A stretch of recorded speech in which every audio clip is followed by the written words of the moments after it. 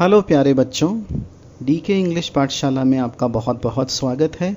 आज हम class 12th English की फ्लेमिंगो की पहली पोएम माई मदर एट 66 पढ़ेंगे। तो आज की इस क्लास में हम जानेंगे इस पोएम की एक्सप्लेनेशन और इस पोएम में जितने भी पोएटिक डिवाइसेस यूज़ किए गए हैं उनके बारे में। तो सबसे पहले अबाउट द पोएट पढ़ लेते हैं। इसकी जो पोएट हैं उनका नाम है Kamala Das. Kamala Das was born in Malabar Kerala. Kamala Das का जो जन्म हुआ था मालाबार केरला में हुआ था। अगर मैं आपको कमला दास की कुछ पिक्चर्स दिखाऊं स्क्रीन पर, ये सभी कमला दास की ही पिक्चर्स हैं। इसमें से कुछ पिक्चर्स आपको कमला दास की मुस्लिम वेशभूषा में दिखाई दे रही होंगी। तो कमला दास के बारे में मैं आपको बता दूं कि वो शुरू से ही काफ़ी रिबेलियन प्रवृत्ति की रहीं और उन्होंने 65 ईयर्स की एज में आके मुस्लिम धर्म ग्रहण किया। इसीलिए ये पिक्चर्स आपको दो इस तरह की दिखाई दे रही हैं। तो चलिए और कुछ जानते हैं कमला दास के बारे में। She is recognized as one of India's foremost poets. उन्हें इंडिया के सबसे अच्छे पोएट्स में से एक माना जाता है। हर works are known for their originality, यानी उनके वर्क्स काफ़ी ओरिजिनल होते हैं।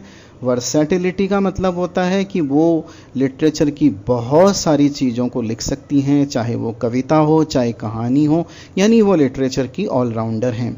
And the indigenous flavour of the soil. Indigenous का मतलब होता है of the nation, of the own land, of the own sand, यानी खुद की मिट्टी की खुशबू उनकी पोएम्स या उनके जितने भी कॉम्पोजिशंस हैं उनमें दिखाई देती है। कमला दास हैज़ पब्लिश्ड मैनी नॉवेल्स। उन्होंने बहुत सारे नॉवेल्स पब्लिश किए हैं, शॉर्ट स्टोरीज़ पब्लिश की हैं इंग्लिश में और मलयालम में। और उन्होंने एक नाम रखा था अपना, निक नेम या स्यूडोनिम कह सकते हैं, जो नाम था Madhavi Kutty. Some of her works in English include the novel Alphabet of Lust, a collection of short stories, Padmavati the Harlot and other stories। ये उनके नॉवेल्स के नाम हैं। In addition to 5 books of poetry, उन्होंने पोइट्री भी लिखी है। She is a sensitive writer, वो बहुत ही सेंसिटिव राइटर हैं। Who captures the complex का मतलब होता है टफ, और subtleties का मतलब होता है ब्रीफनेस या जिसे कहते हैं डेप्थ, बारीकियाँ, यानी वो ह्यूमन रिलेशनशिप की बहुत छोटी छोटी जो बारीकियाँ हैं वो अपनी पोएम्स में एक्सप्रेस करती हैं। इन लिरिकल ईडियम का मतलब होता है काफ़ी आर्टिस्टिक और ब्यूटीफुल लैंग्वेज में वो लिखती हैं। My mother eight 66 is an example, और माई मदर एट 66 उसी का एक एग्जाम्पल है। Ageing is a natural process. Ageing क्या होती है? एक नेचुरल प्रोसेस होती है, यानी सबको बूढ़ा एक दिन होना ही पड़ता है। हैव यू एवर थॉट, क्या आपने कभी सोचा है, what our elderly parents expect from us, कि हमारे जो बूढ़े माता पिता हैं वो हमसे क्या अपेक्षा करते हैं, वो हमसे क्या उम्मीद रखते हैं। तो इसी में एक प्रकार का स्ट्रगल चलेगा पोएट के माइंड में कि उसकी मदर की वो हेल्प करना चाहती है, सेवा करना चाहती है, लेकिन बिकॉज उसका प्रोफेशन ही ऐसा है, उसका काम ही ऐसा है कि उसे बाहर जाना ही पड़ेगा, वो चाहते हुए भी अपनी मदर की सेवा नहीं कर पाएगी। तो शुरुआत करते हैं पोएम की। Driving from my parents home to Cochin last Friday morning, यानी मेरे पेरेंट्स के होम से पिछली बार कोचीन जाते हुए लास्ट फ्राइडे मॉर्निंग। कोचीन क्यों जा रही है? क्योंकि कोचीन एक एयरपोर्ट है और वहीं से उसे अपनी अगली फ़्लाइट पकड़नी है। आई सा माई मदर, मैंने अपनी मदर को देखा। किसने देखा? पोएट ने अपनी मदर को देखा, कमला दास ने अपनी मदर को देखा। बिसाइड मी, वो मेरे पास ही बैठी हुई थी। डोज, और काफ़ी नींद में थी, नींद सा महसूस कर रही थी। डोज का मतलब होता है स्लीपी। ओपन माउथ्ड, उनका जो मुंह था वो खुला था क्योंकि वो प्रॉपरली सांस नहीं ले पा रही थी। Her face ashen like that of a corpse, उनका जो चेहरा था वो बिल्कुल एक डेड बॉडी की तरह दिखाई दे रहा था। कॉप्स कहते हैं मृत शरीर या डेड बॉडी। एशन मीन्स ऐश कलर यानी कलरलेस। उनका जो चेहरा था बिल्कुल कलरलेस दिखाई दे रहा था, जैसे कि कोई वो एक डेड बॉडी बन चुकी हो। एंड रियलाइज्ड विथ पेन, उसी समय मुझे एहसास हुआ that she was as old as she looked, कि वो जितनी बूढ़ी दिखाई दे रही थी उतनी ही बूढ़ी हो चुकी थी। तो इस तरह से उसे अपने मदर की तरफ देखते हुए मदर की जो डेथ है उसका सेंस आया उसके दिमाग में। But soon put that thought away, लेकिन उसने उस थॉट को तुरंत अपने दिमाग से निकाल दिया। कौन से थॉट को अपने दिमाग से निकाल दिया? जो थॉट उसे उसकी डेथ, उसके मदर की डेथ का सेंस करवा रहा था। उसे लग रहा था कि उसकी मदर बहुत बूढ़ी हो चुकी हैं और वो बहुत जल्दी मर जाएंगी। तो ये जो वाली थॉट आई थी, ये थॉट उसने अपने दिमाग से निकाल दी। और दिमाग से निकालने के लिए क्या किया उसने, लुक्ड आउट, बाहर की तरफ देखा, अपना ध्यान डाइवर्ट करने की कोशिश की। और बाहर क्या देखा उसने, यंग ट्रीज स्प्रिंटिंग, कि जो यंग ट्रीज हैं स्प्रिंट कर रहे हैं। स्प्रिंट का मतलब होता है रनिंग बिहाइंड। तो वो रनिंग बिहाइंड ऐसा क्यों लग रहा है कि ये यंग ट्रीज पीछे की तरफ भाग रहे हैं, वो इसलिए उसको ऐसा लग रहा है क्योंकि वो कार में ड्राइविंग कर रही है। तो कार जब आगे चलती है तो जो चीज़ें किनारे होती हैं वो हमें पीछे की तरफ भागती हुई दिखती हैं। तो यहाँ पर आप एक चीज़ और ध्यान रखिएगा कि ये जो यंग ट्रीज स्प्रिंटिंग है, इसके माध्यम से जो कवि है कमला दास वो हमें बताना चाहती हैं कि हमारी यंग एज भी लगातार पीछे छूटती जा रही है जैसे जैसे हम आगे बढ़ रहे हैं। तो उसने बाहर देखा मैरी चिल्ड्रन। मैरी चिल्ड्रन का मतलब हैप्पी चिल्ड्रन, जो बच्चे खुश थे। बच्चे खुश क्यों थे, spelling out of their Holmes, क्योंकि वो अपने घरों से बाहर आ चुके थे। तो ये एक तरह से काफ़ी कॉन्ट्रास्टिंग सीन बन गया कि एक तरफ तो वो दुखी थी, उसने फिर बाहर देखा, एक अंदर कार के अंदर और कार के बाहर काफ़ी कॉन्ट्रास्ट क्रिएट हो गया था। कार के अंदर it was old age, it was the sense of death, और बाहर की तरफ यंग ट्रीज, बाहर की तरफ merry children. But after the airport security check, लेकिन जब एयरपोर्ट का सिक्योरिटी चेक कंप्लीट हुआ, एयरपोर्ट का सिक्योरिटी चेक आप जानते हैं कि एयरपोर्ट पर एक ऐसा स्थान आता है जहां के बाद में जो साथ में छोड़ने आते हैं उनको आगे नहीं आने दिया जाता, और उसके बाद में जो पैसेंजर ट्रैवल कर रहा होता है उसकी सिक्योरिटी चेकिंग होती है। तो एयरपोर्ट का सिक्योरिटी चेक पूरा हो जाने के बाद में standing a few yards away, कुछ दूरी के बाद में, I looked again at her, मैंने वापस उसकी तरफ देखा। आई जो है वो मम्मा है, आई जो है पोएट है, और हर कौन है, ममा, मदर की तरफ देखा उसने। वान, उनका जो चेहरा था वो कलरलेस था, पेल, पीला कलर था, as a late winter's moon, वो उस समय बिल्कुल लेट विंटर्स मून की तरह दिखाई दे रही थी। तो वो लेट विंटर्स मून की तरह क्यों दिखाई दे रही थी, यहाँ इस तुलना के या कंपैरिजन करने के क्या कारण है। लेट विंटर का जो मून होता है वो काफ़ी फेडेड होता है, काफ़ी फीका होता है। उसी तरह से उनकी जो मदर थी वो भी काफ़ी फीकी सी दिखाई दे रही थी, काफ़ी कलरलेस उनका चेहरा दिखाई दे रहा था। और लेट विंटर मून जो होता है वो इस बात को सिंबलाइज करता है कि अब विंटर जाने वाली है और तुरंत उसके बाद में दूसरा सीजन शुरू हो जाएगा, विंटर के जाने का समय आ गया है। तो इसीलिए उसको ऐसा भी लगता है कि ये मदर का जो लेट विंटर मून से कंपैरिजन किया है उसका मतलब ये है कि उसकी मदर भी बहुत जल्दी इस दुनिया को छोड़कर जाने वाली है। तो she immediately felt that old familiar एक, उसी समय उनको वो पुराना जो दर्द था, अपना परिचित दर्द, परिचित, फैमिलियर का मतलब जो जिसको वो पहले से जानती थी, फैमिलियर एक, एक का मतलब होता है पेन, तो उसे इतना पुराना फैमिलियर एक महसूस हुआ।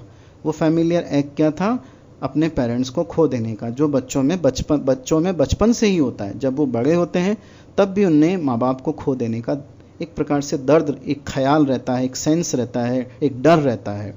माई चाइल्डहुड्स फियर, माई चाइल्डहुड्स फियर यानी मेरे बचपन से ये डर मेरे दिमाग में बैठा हुआ है। किसके दिमाग में, कमला दास के बारे में। बट ऑल आई सैड, लेकिन मैंने क्या कहा, सी यू सून अम्मा, मैं आपको ज़्यादा कुछ बोल नहीं पाई और मैंने सिर्फ इतना ही कहा, सी यू सून अम्मा, यानी अम्मा बहुत जल्दी हम मिलेंगे। All I did was smile and smile and smile, बस मैं केवल सिर्फ मुस्कुराई और मुस्कुराई और मुस्कुराई। तो ये स्माइल किस चीज़ का सिंबल है, स्माइल इस चीज़ को सिंबलाइज करता है कि वो मैसेज दे रही है कि बहुत जल्दी हम मिलेंगे और सब कुछ अच्छा होगा, and we shall soon meet, और हम बहुत जल्दी मिल जाएंगे। तो इसमें अगर हम पोइटिक डिवाइसेस की बात करें तो आप ये देखिए, यहाँ पर जो पहला पोइटिक डिवाइस यूज़ किया गया है वो है सिमिली। मैं आपको बता दूँ, ये आपके action like that of a cops, यहाँ कंपैरिजन हुआ है। किसका कंपैरिजन किसके साथ में हुआ है, मदर के फेस का कंपैरिजन हुआ है एक कॉप्स के साथ में। और इसके बाद में इसमें दूसरा जो पोइटिक डिवाइस आपके यूज़ हो रहा है वो है as a late winter's moon. यहाँ फिर से मदर के जो फेस को लेट विंटर्स मून के साथ में कंपेयर किया गया है, तो ये फिर से आपके सिमिली है। तो मैं आपको यहाँ पर लिख देता हूँ, ये एस का मतलब ये यहाँ पर सिमिली है, यहाँ पर भी एस, इसका मतलब सिमिली है। और उसके बाद में ये आप देखिए इस लाइन में but all I said was see you soon Amma, तो ये एस एस साउंड रिपीट हो रही है, एस एस साउंड बार बार आ रही है, तो इसको हम कहते हैं एलिट्रेशन। तो ये यहाँ पर एलिट्रेशन है। और तीसरा पोइटिक डिवाइस जो है वो है स्माइल, स्माइल एंड स्माइल। ये वर्ड्स रिपीट हो रहे हैं, इसलिए ये पोइटिक डिवाइस यहाँ पर हुआ रिपीटिशन। तो इस तरह से इसमें आपके ये पोइटिक डिवाइसेस हो गए।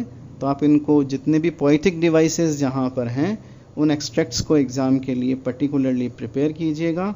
उसके बाद में ये कुछ क्वेश्चंस हैं, इनको फटाफट सॉल्व कर लेते हैं। What is the kind of pain and ache that the poet feels? The poet feels the pain and ache of losing his parents.